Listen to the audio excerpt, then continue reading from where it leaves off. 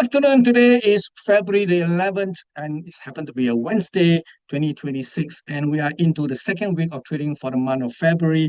And we knew that 2026 has been anything but normal. We have seen a spike in volatility across major asset classes. And today I'm going to stay focused on equity markets. But unlike our previous updates, I'm going to talk about the Chinese market for a change. So today, focus will be on China-centric equity markets. Now, here I want to bring your attention to the fact that China economy has done relatively well. This is an article that came out in the third week of 2026. We have CNBC, a major media, reporting that China full year growth was at 5%. Now, 5% is actually very good for a large economy like the Chinese markets here. We can see that although China has experienced double-digit growth for quite some time, it has slowed down since the 2010s onwards, and that has not been helped by the ongoing trade tension with the United States. But 5% is a very commendable performance for a large economy of China's proportion. Here we can see that China has also recorded a record surplus in terms of trade. Okay, despite exporting less to the United States, China is still able to deliver a $1.2 trillion in trade surplus with the other trading partners. So this is an example of how Chinese leadership has actually pivoted away from the important US export market into the other markets, and that has brought in tremendous results. And this has also been the underpinning why the Chinese markets did relatively well for the whole of 2025. And to cement this perception, we have the largest fund managers, hedge funds, Bridgewater Associates, helmed by its founder, Rio Dalio, actually saying that he is still committed to staying invested in China. And here he said his company is moderately optimistic on equity, both in absolute returns and relative to other asset classes. So this is a vote of confidence, and this fund is by no means a small fund. It's actually quite a large fund, managing something like $1 trillion in assets. So a vote of confidence from such a large hedge fund is definitely a testament to the continued bullishness in the Chinese equity markets and economy. We also knew that China has come a long way since its entry into the WTO at the turn of the century. We can see that China has delivered quite a performance which has not been matched by major economies in the history of mankind. For quite some time, we can see that China delivered double-digit growth for a period of time between 1978 to 2010. Basically, its economy has increased 41 folds based on 1980 GDP growth all the way back to 2023. So this is definitely a barometer of the strength of the Chinese economy. So much so that China right now is the second largest economy behind the United States. And we can see that that has been something that the world have never ever seen before. So we want to take a look at how China may perform going forward. Now, if we measure China economy, the size of its economy by the usual standard of GDP, which is the gross domestic product. Based on this number here, we can see that China's economy at the end of 2025 is $19.4 trillion. Now, this is very, very big. You can see the chart on the left, it has escalated since its entry into WTO in 2001. So over the last 24 years, you can see the Chinese economy has been growing by leaps and bounds. It actually doubled every eight years. Okay, so this is something the world have never seen. Now, based on per capita, we also see that the income of the Chinese as a whole on a per capita basis has also mimicked the growth in its GDP. Right now, the last number that we have at the end of 2025 is estimated to be $13,800. So you can see that the Chinese has actually come a long way from the turn of the century. Now, this is not the only way to measure the size of one's economy. When you measure an economy based on the purchasing power parity, which to, a lot of economists say that this is a more accurate way to actually measure the size of the economy.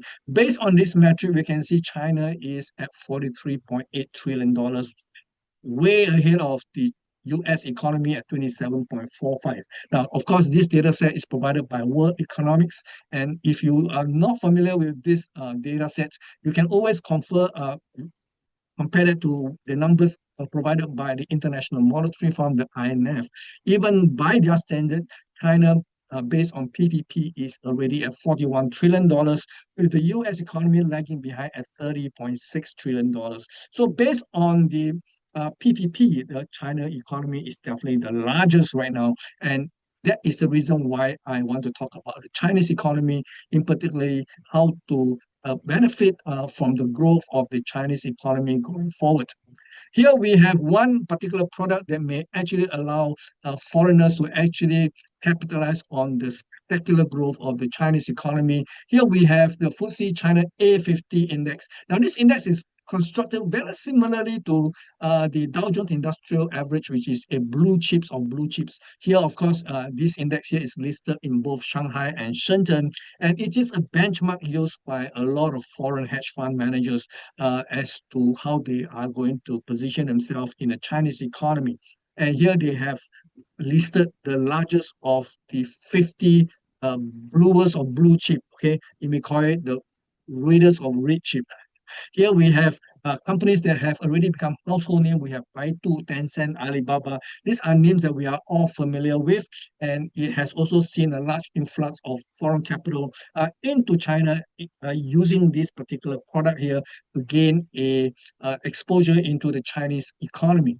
Here we can see that this index here is made out of 50 component stocks. And here you can see there's a table here that lists all the current 50 component stocks. Of course, this is not cast in stone. They will rotate from time to time. But we can see that the pie chart here on the left, it is not very diversified in my opinion. We can see that the largest sector here is actually occupied by the banks as well as the life insurance companies. They take a big chunk out of this index here, accounting for 57 percent of the overall weightage. Okay, that may not be a very diversified index here, but it allows you to actually capitalize on what is really happening in the Chinese economy. Here, of course, the driver last year for the growth in the A50 and the overall Chinese stock market has been these six drivers here. Largely, there was a massive stimulus package being launched, and that was definitely in expectation of the return of President Trump 2.0. And we all knew Trump has his major economic platform has been the use of tariffs, and true to form, the moment he come back on the second term last January, we can see that he has been wielding the tariff as a economic tool. Okay, and China is definitely ready for him this time, and they have been launching a lot of stimulus package, and that has actually been what has been holding the Chinese economy. And of course, we all know like what happened on Wall Street last year and the year before. There were a lot of talks of AI and the impact of AI. And beside the United States, China is the other major innovator in this space. Here we have everything AI and all its technology related stocks getting a lot of exposure. We have companies like DeepSeek, for example, that has stole the thunder from Wall Street. You can see that China is a very serious competitor in this space here. And we also knew that China is currently the largest automobile exporter, in particularly in the space of electric vehicles, which China is leading the pack. And this is definitely one story that has been keeping the Chinese economy very, very buoyant. And we also know that China has been talking about dual circulation. China has always been predominantly an export-oriented economy, and they realize that things have to change. They cannot be only be exporting; they need to also have internal consumption. So we can see that the dual circulation refers to being export-oriented as well as developing the domestic consumer markets. Now, China has 1.4 billion in population. So the potential for a domestic focused economy is actually tremendous. So that has actually kept a lot of people very, very engaged in the big Chinese consumer markets. And we also saw an influx of foreign capital into Chinese equity markets. And one of the way for them to participate in the growth of China economy is through the China A50 index. And we also know that that has been very supportive. China growth last year at 5% is testament of the very strong growth story that is still very current in 2026. So going forward in 2026, the major driver include all the rest that we have just spoken for 2025. But more importantly, we want to know what is happening and what will be the major driver for 2026. A large part of it will be the 15 5-year plan for China, which encompasses these 6 points here. Okay, this plan is going to be relevant for this year onwards all the way to 2030. There's a typo error here. Instead of 3030 is 2030. And it will be a lot dependent on technology stocks we have. We China want to be self-reliant and not to be captive to foreign technology. So this will be a major focus here. We also know that China is trying to leverage on cutting-edge technology to basically transform its traditional industries and then to enhance its manufacturing and to drive economic growth. We also see there is a shift towards domestic consumption, and that will be a major driver. And then, of course, we have the industrial upgrading. They want to upgrade industrial manufacturing in the space of green energy, for example, and electric vehicles, definitely one of them. And of course, we have the transition where China is going to double down on wind and solar energy production. Just to fortify their fossil fuel, because China spent a lot of their resources buying a lot of fossil fuel from the rest of the world. So they definitely want to leverage on the leadership that they have already accumulated in the green energy space. Okay, then here we have seen that China is trying to balance the economic development to ensure that there is domestic stability and there's security in the supply chain. And this has been the fire plan going forward. And a, a lot of this will actually result in policy that will drive these 6 sectors here into 2026 all the way to 2030 for the next 5 years. Now, I want to talk about the opportunities that may arise from the China A50 index here. Here we have a product here that is available on SGX, which is Singapore Exchange. We can see that there is this product which has a contract size basically with the index times by $1, giving you the total value of the index itself. The symbol is CN, and each point move is equal to $1. Okay, so every 3 months there will be a product. The current active month, as you can see at the bottom here, the calendar refers here to March 26, and the second business day of the month for March delivery is actually 30th. So March 30th is the last trading day for the current most actively traded contract. So we can see there are two trading hours. One refers to the current T session, which is the normal market. Market opens at 9 o'clock Singapore time and ends at 4:30. And here you can see there is a break of 15 minutes. And this is one of the key difference between this index and other equity index. Here, the SGX, the China A50 is actually mutually offset with the similar contract traded out of CME, which is the Chicago Mercantile Exchange. And they allow us to trade this index almost 24 hours a day. Okay, here, 15 minutes after the regular closing of this contract traded out of Singapore, at 4:45 Singapore time in the afternoon, all the way up to 5:15, basically our time. You can see that the market is still active. It allows you to continue to trade this product here. Okay, and here I want to talk about the settlement criteria. Here it is very much the same as all equity index futures, is cash settled. The current maintenance margin is at $900, and this is not cast in stone. You got to check with your brokers from time to time as to what is the latest requirement in the margin requirements. Okay, and these are the few milestone of this index here. Last year, we have seen a 7% growth in this index traded out of the SGX, totaling 9.1 million contract. Okay, the total volume, okay, the total volume, that's only for December, 1 month alone. And so you can see in the middle here, we have the whole of 2025, the volumes are 112 million contracts the entire year, which will work out to about 40 over thousand contract traded every single day. Okay, so this is actually a very liquid market here. Open interest has also seen an increase year over year at 16%. Okay, so this is these are some of the milestones for this product here.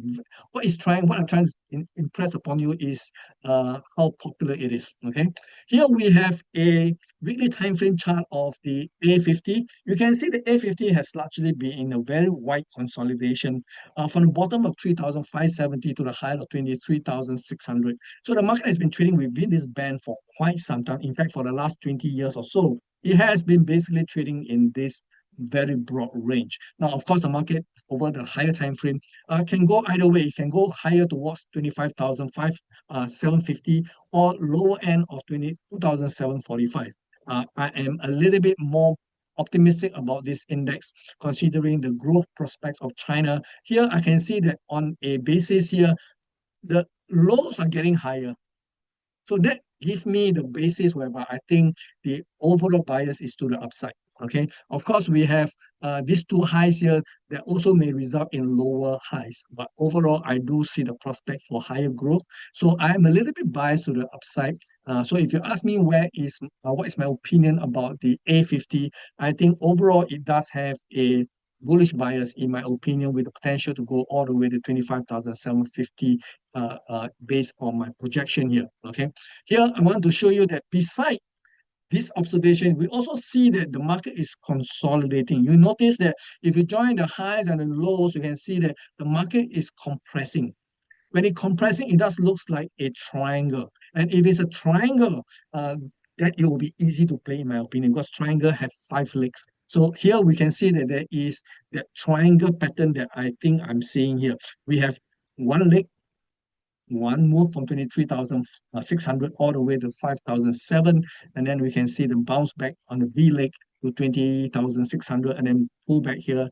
And the current leg could actually suggest that we may see gradually higher prices, but may not be able to exceed 20,600 before it pulls back down one more time. And this will be crucial. And of course, this is based on the weekly time frame. It will take some time for the market to unfold, and we will have a lot of time to actually verify the pattern here. If this is a triangle, all we want to do is to wait for this low to be in. And because once this low is in, there will be an explosive move to the upside, basically with the magnitude from this range 23,600 all the way to 5,007. So this will be the entire magnitude of the target. Once the market break the high, okay, we can see that there is the potential for a big move to the upside gunning for 35,300. So this could be an area of its potential over a longer period of time. Of course, it's not going to happen immediately.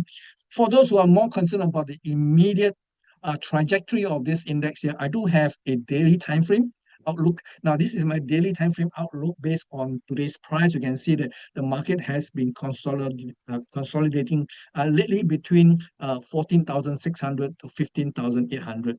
Okay, the latest move here is actually a classic three-wave equality move into this bracket of prices.